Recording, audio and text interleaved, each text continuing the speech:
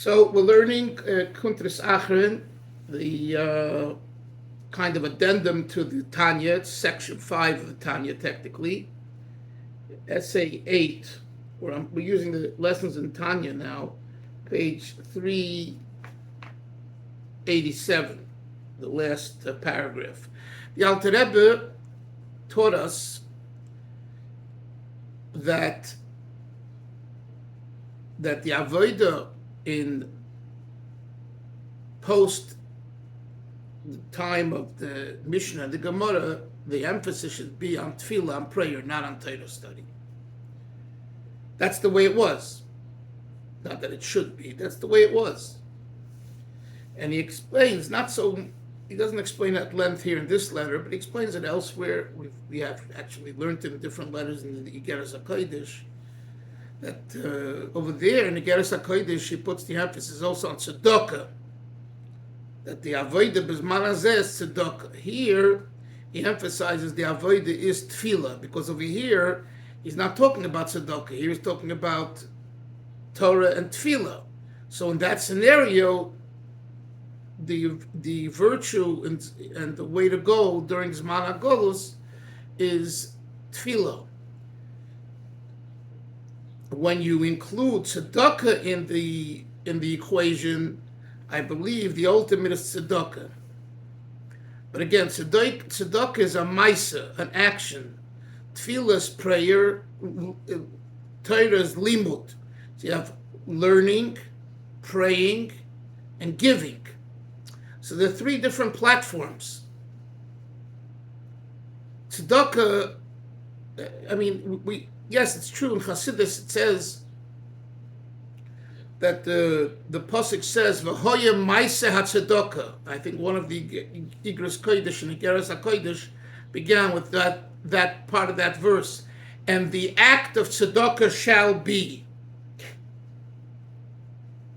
So the Alter Rebbe in that Igeres explained that ma'aseh hatzedakah, the word ma'aseh, also is associated with the word ma'asin, which is kind of, you have to force yourself.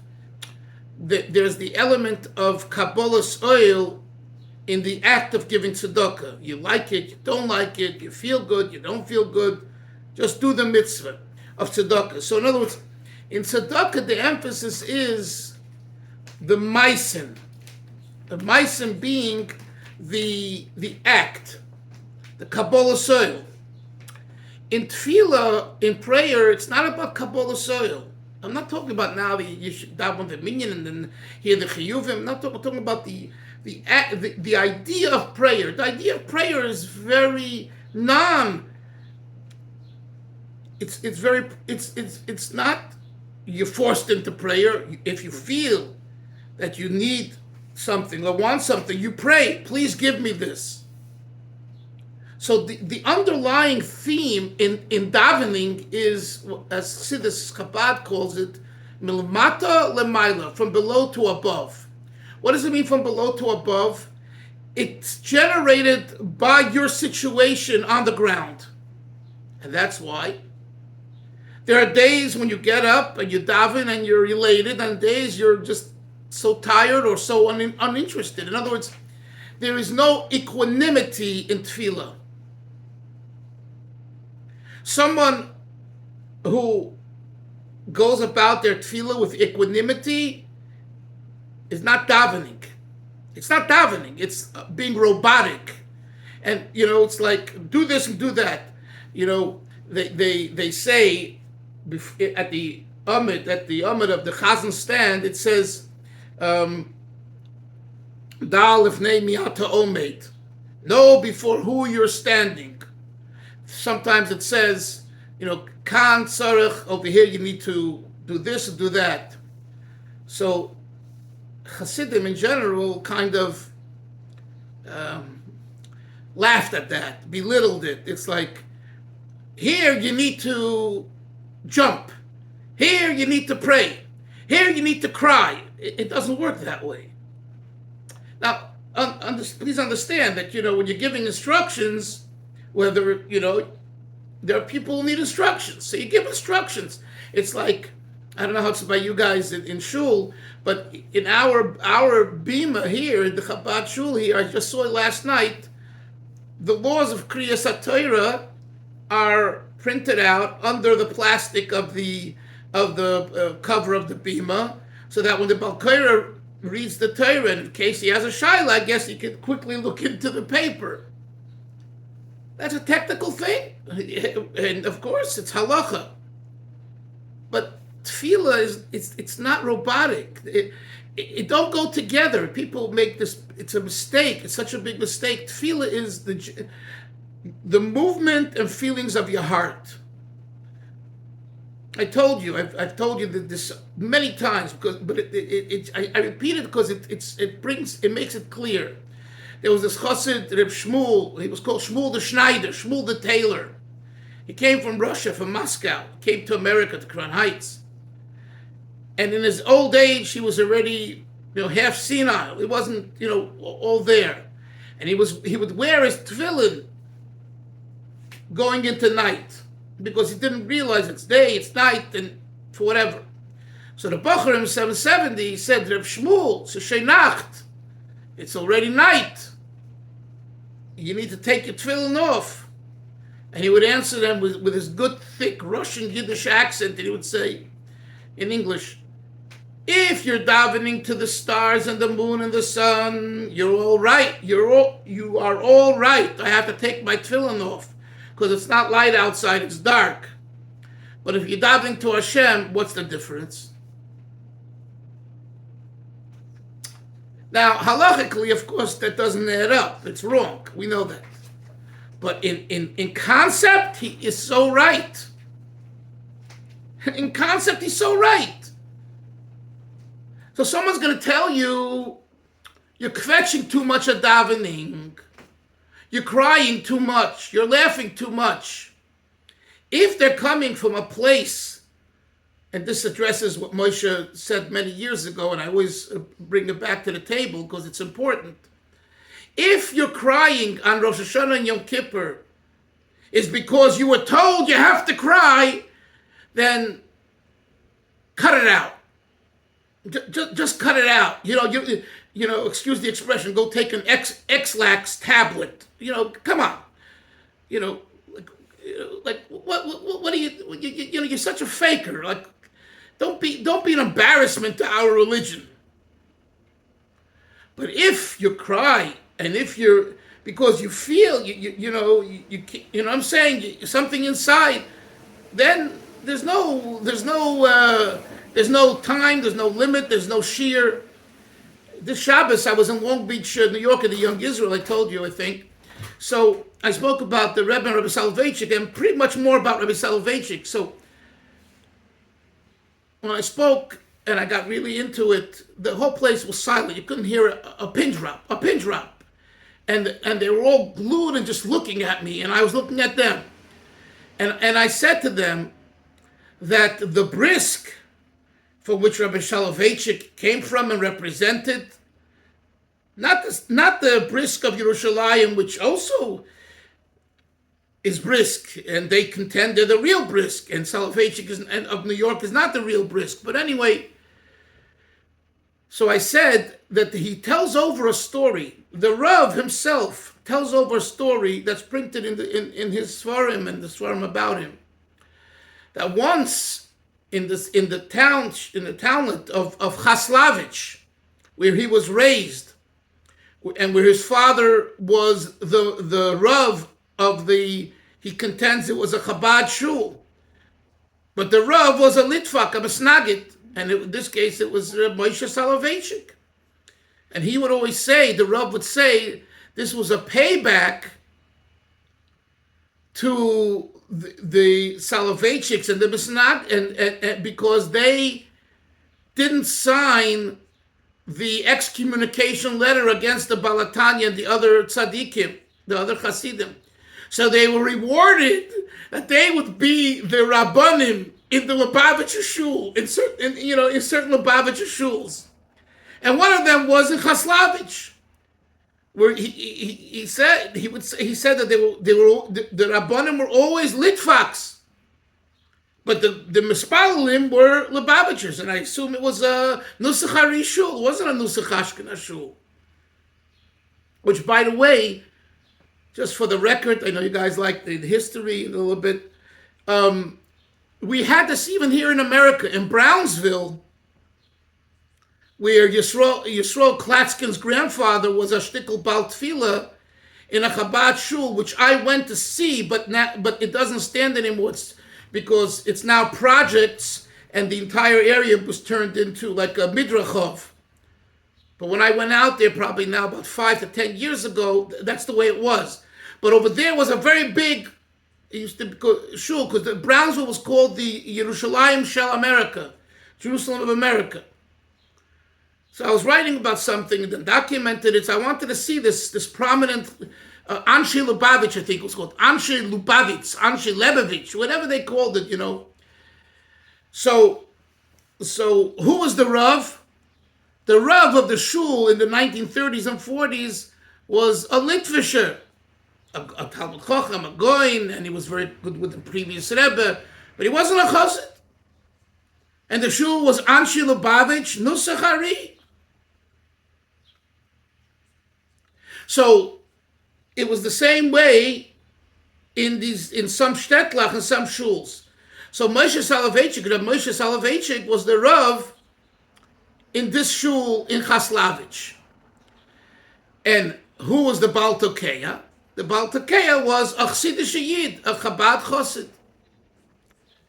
And he records, Rebbe Soloveitchik says that he remembers one Rosh Hashanah that the Baal Tokeya went up to the bima, go to the bima to blow the shofar so that everyone can see and hear him. And it's the pinnacle moment of Rosh Hashanah, Tkiyah Shofar. And he becomes very emotional. And he can't get himself, he can't calm himself. And therefore he's not making the bracha yet. And the Rav is standing there, Rabbi Moshe Soloveitchik, and he says, no, and this guy is totally emotional, crying. It's the Yom Adin. He has to blow shofar as the Shliach Tzibur for the entire congregation, and he's elsewhere. And Rabbi Moshe Soloveitchik basically said, stop crying and blow the shofar now.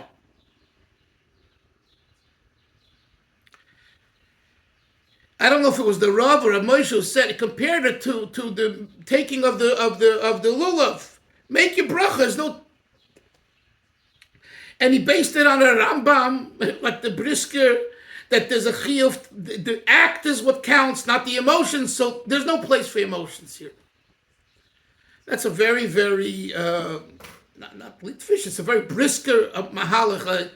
And I told the people, and I could see they didn't believe what I said, but I said the Rav himself said it, that his father never kissed him. And he never kissed him, not because he didn't love him, because that was the kind of the minhag brisk in the Beis Harav. Cold emotions. Yes, Moshe. Pasha, give me some water, please. Yes. Are there other communities, maybe other different Hasidic communities, groups, who have somewhat of a similar approach? I don't want to. I'll say something maybe controversial, but controversial. The famous book by Chaim Potak. The Chosen by Chaim Potak. I knew this was coming. So is that based on something that is real? The treatment? Yes. Between the... Yes. Whether it was exactly the way Potak paints it, lavdafke, not necessarily, but overall, yes. The Kutzker, it goes back to that same person we spoke about yesterday. The Kutzker, the holy Kutzker. For some reason, he gave I think one of his sons, Isser, am I right? They say it's a 7-year silent treatment or something like that. Again, so I don't know if it was 7 years, maybe it was, but the idea is true. Whether it was 7 years, 5 years, 3 years, that I don't know. But Moshe, like you said yesterday, there's no Kotzk today, and like I explained at length, that the ger of today is not the Kotzk of then, and the last remnant of that was the Beis Yisrael, who passed away in 1977. And amongst Hasidic groups, I don't believe that that's the case for most Hasidic groups. There is a concept of reverence. Yeah, I'll tell you the story. Okay, here's 2 stories. One story is that the Rebbe Rashab, Reb Shalom Ber, had a very good chavrusa for 30 years. His name was Reb Yaakov Mordechai of Paltova. Bez Palov was his last name, Bez Palov. His son Reb Shmuel actually came to America. He lived in San Francisco. A chassid in full garb lived in San Francisco in the 1940s. You imagine? Haight Ashbury, it was up 20 years before Haight Ashbury. I don't know what he would do then. He probably would jump into the grave. But anyway, his father was Rabbi Yaakov Motl of Paltov, and he was a Rav, a big Talmud Chacham, a Chabad Chassid. And he once told the Rebbe Rashab, him how wonderful his son, Rabbi Yosef Yitzchak, the previous Rebbe, is. He expressed it in an endearing way when he was when the Rebbe was a little boy. And the Rashab had an urge to give his son a kiss. He heard these beautiful things about him. And he held himself back. And at his birthday, he tells him this story that I just told you. And he said, I'm now giving you a Hasidic kiss. And he said a mimer for him. And he gave it to him. Now, I don't believe, and again, this is conjecture, I can't prove it. I don't believe that he didn't give him a kiss later or before. At that moment, this is the way I explain it. At that moment of endearment, where he just heard this special, sweet report about his only child, at that moment, he wanted to kiss him out of love. And he elevates that same kiss to not just a physical kiss of love, but the ultimate kiss, which is the kiss of Torah and Chassidus and that was what he was substituting at that moment. I don't believe for a moment that he was reenacting the Kutzker's approach, or the Brisker approach, not to kiss your child, because that's not in the lexicon and mindset of Chabad. For sure not. That's one story. Another story is when our Rebbe came to America 1941, in June of 41, just a few weeks ago. Chof Ches Sivan was the Hebrew date. So now we're in the Zion Tammuz, a week and a half ago. Now you understand that the Rebbe and his wife miraculously saved from the Nazis. They couldn't get a visa to go along with the previous Rebbe and his entourage of 11 people in total. And the previous Rebbe tried getting a visa for him, but it didn't work out for whatever reason. So the Rebbe makes his way to Vichy and then to Marseille, or Marseille and Vichy, whatever, and he's saved. Because the Jews were running there and the Nazis hadn't yet gotten there. And then someone got him a visa to go through Portugal and he was saved. Miraculous. So he comes to America pretty much a year after the previous Rebbe. The previous Rebbe came in March of 1940. The Rebbe and his wife come June of 1941. So,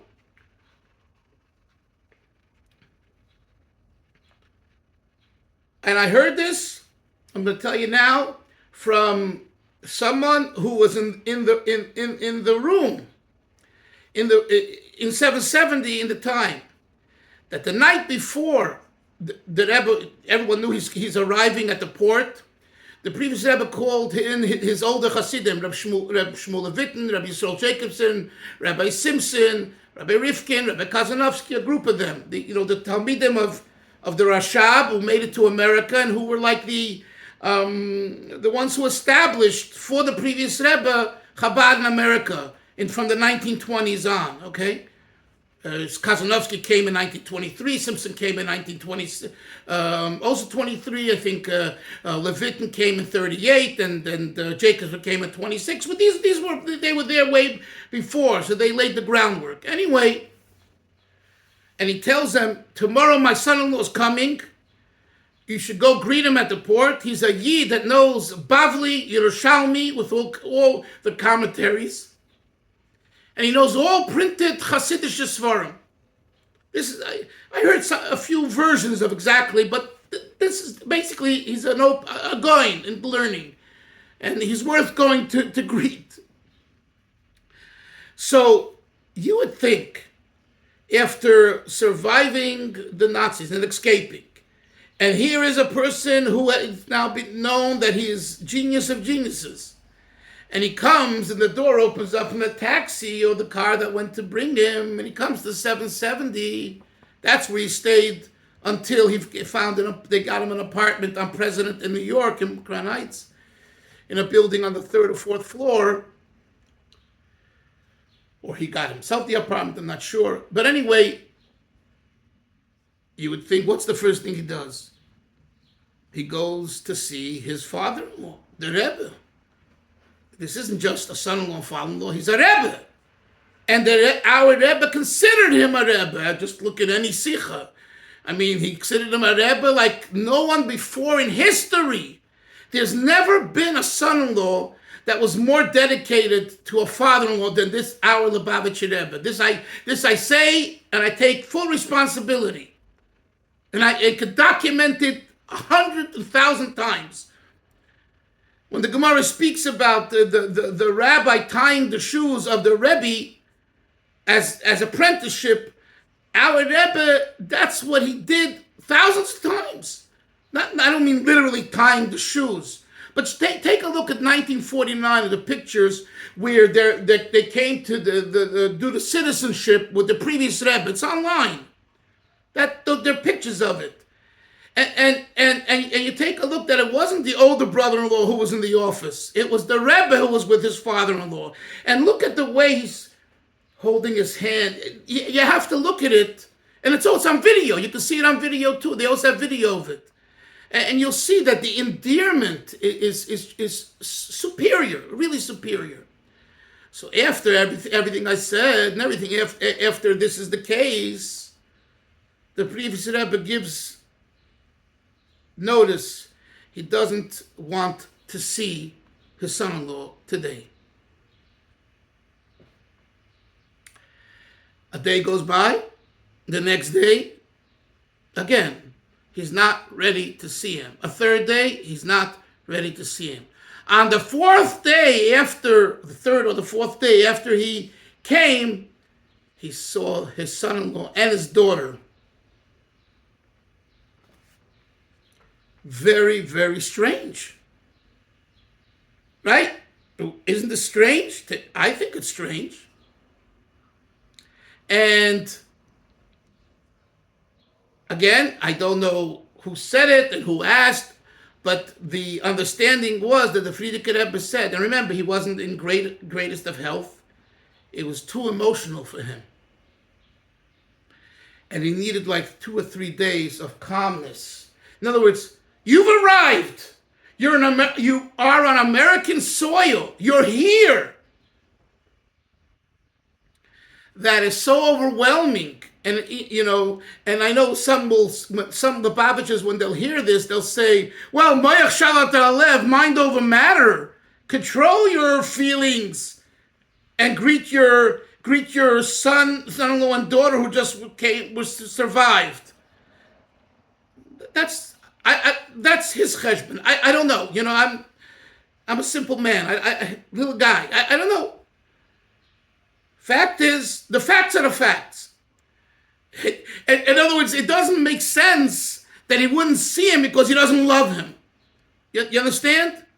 But for whatever reason, and this is a possible reason, there needed to be that 2 to 3 day pause. So this is all a long response, Moshe, to your question about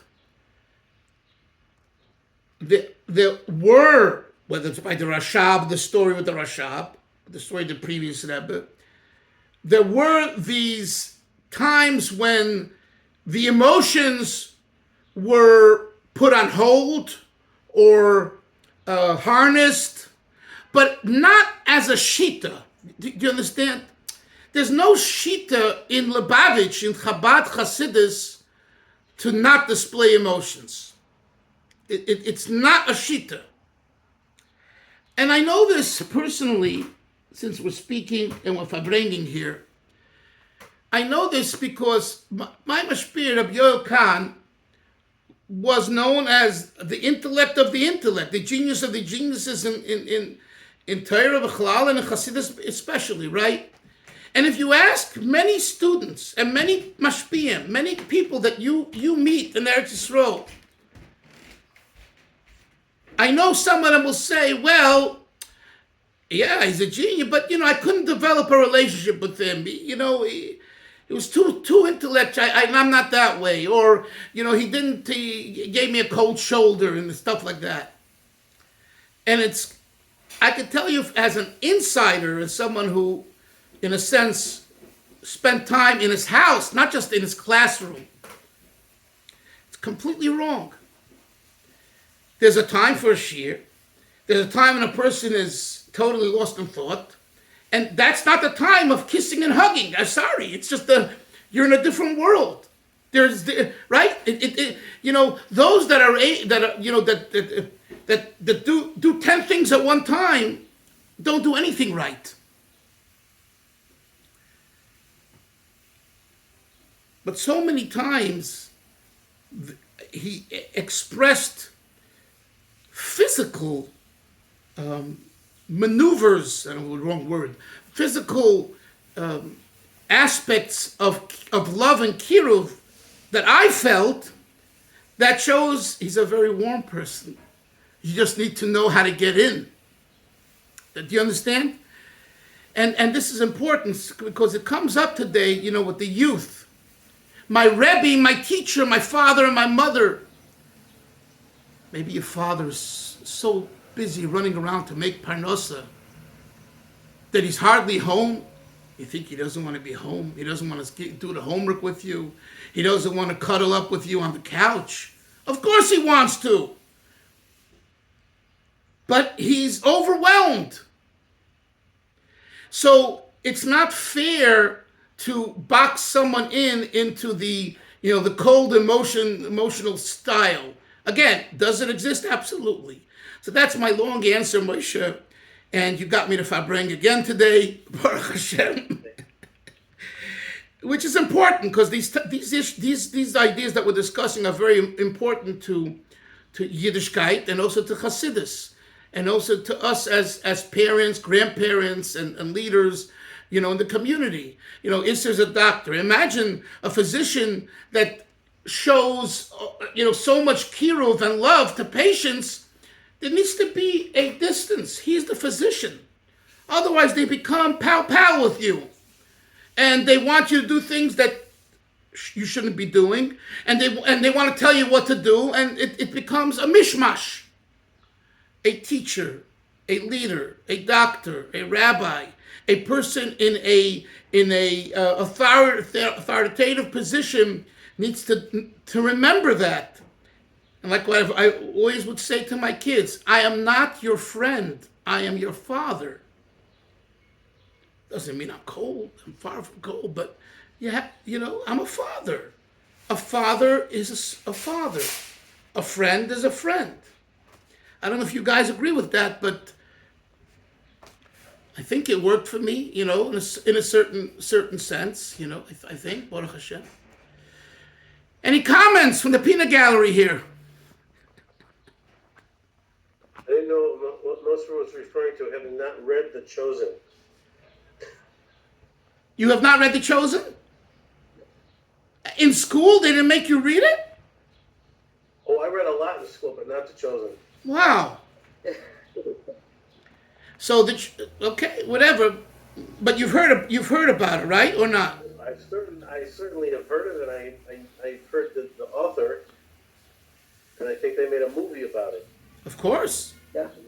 I interviewed the author in Marion Station in Philadelphia for my book Conversations with. No, it's not a historical. It's a No, novel. it's a novel, and the person he wrote the book. My name is Usher Lev as well, right? Chaim Potek, and there he depicts a chassid, and it was an artist. They say it's my wife's great uncle, the brother of Rebbe Mendel Futterfass. His name was Hendel Lieberman, one of the first Hasidic artists, Hendel Lieberman. So Rabbi Shem Tov, maybe from Philadelphia, was, Chaim Potek lived right there, Marion Station. So they knew each other, and his contact, I think, to the Rebbe was Shem Tov, although his wife, Potek's wife, was from Crown Heights. So he would come to Crown Heights when he was dating her. So, he knew the scene, a little bit. So Shem Tov introduced him. This is what they say to Hendel Lieberman, Hendel Futterfass, the artist. And then based on that, he wrote his novel, My Name is Usher Lev. That's what they say. Since we mentioned that, and he's an Elam Emes, you know how I got to interview him was, I'll say it very shortly, the story. This was at the height of the Mashiach controversy in Chabad. And when I called him, he said, I don't want to have anything to do with Chabad now. You guys have your internal issues and just leave me out of it. It was like too much. And I needed his interview. The book was called Conversations with the Rebbe. I interviewed 14 leaders, Reform, Conservative, Orthodox, different, who had connection with the Rebbe. Yitzchak Shamir. I went down, I was in Tel Aviv, and I interviewed Shamir, for example, Navram Twersky. So but Potek was another, because he was like the conservative. He considered himself conservative. So that was important, and he was also a prominent writer and very well known, on and on. So he says he's not giving me the interview. So I'm thinking to myself, what can I do to get him to give me the interview? So he happened to mention in the first call that he's busy now, calling back in 2 weeks because his brother Shimon is ill, is sick, is not well, and he's occupied. So after the second time I called him, when he rejected and he said, I'm not giving you the interview, I don't want to be part of you guys, right? I just want to distance myself. I said, I faxed back to him, I think. I said, send me your brother's name. I want to daven for him at the Rebbe's Ohel for a bracha. Immediately, I got a fax back with his name. The next phone call, he gave me the interview. Is there a video of that interview or no? Did I what? Is there a video of the interview? No, because I only recorded them on tape. It was before it's a big chaval. Rabbi Lipsker from Florida, Oliver Sholem, every time he would see me, he says, please find a tape of your interview with Yitzchak Shamir. So I said to him, Rabbi Lipsker, the book is verbatim. And you see in the English, I didn't correct. Even someone spoke a little not proper English and whatever, I left it. I wanted it to be authentic. So I said, you have the entire interview with Shamir there. He says, I have to hear his words. I have to hear his voice. I never found it. I must have thrown it out. When tapes went obsolete, I didn't. Or maybe I still have it downstairs in boxes. Who knows where they are? But so Moshe, it wasn't on video. If I would have had those 14 interviews on video, it would be great today. It would be viewed by thousands of people. But it was so I'm saying with Chaim Potek, in hindsight, like, I feel like, I helped his neshama, to connect to who he really was in his youth. He was an Orthodox boy. Chaim Potek was not conceived, he was Orthodox till he went, I think to JTS, and okay. Chevra, have a great Shabbos, and we will see everyone on Monday, Mishem, and hopefully we will learn Tanya. Okay, thank you very much. Good Shabbos. Good Shabbos. Bye bye. Good Shabbos, everyone. Regards. Bye.